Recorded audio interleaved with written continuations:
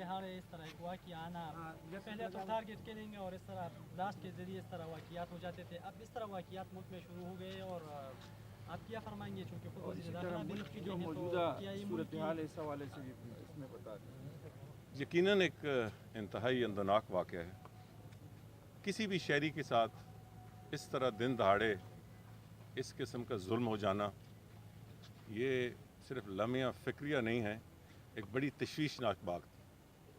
مگر یہ واقعہ ایک بہت بڑے عالم دین، ایک انتہائی محب وطن شخصیت کے ساتھ دن دہاڑے راولپنڈی اسلام آباد کے اندر ہو، یہ تشویش سے بہت بڑھ کے ہے.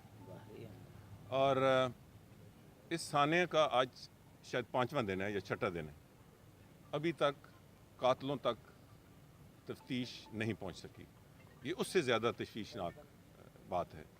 تو میرا خیال ہے کہ حکومت کو، تفتیشی اداروں کو، پولیس کو، سیکیورٹی ایجنسیز کو جتنا جلد ہو سکے یہ جو نقصان ہوا ہے وہ صرف اس خطے کا نہیں ہوا، وہ صرف جامعہ حقانیہ کا نہیں ہوا، یہاں ان کے خاندان کا نہیں ہوا، یہ پاکستان کا نقصان ہوا ہے.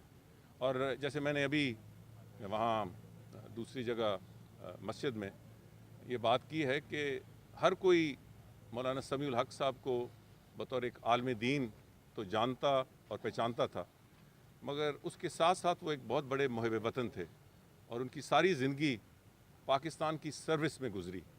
پاکستان کو کوئی مسئلہ ہو، کوئی ایسی چیز جس میں ان کی مدد درکار ہو، مولانا سمیع الحق صاحب پیش ہوتے تھے.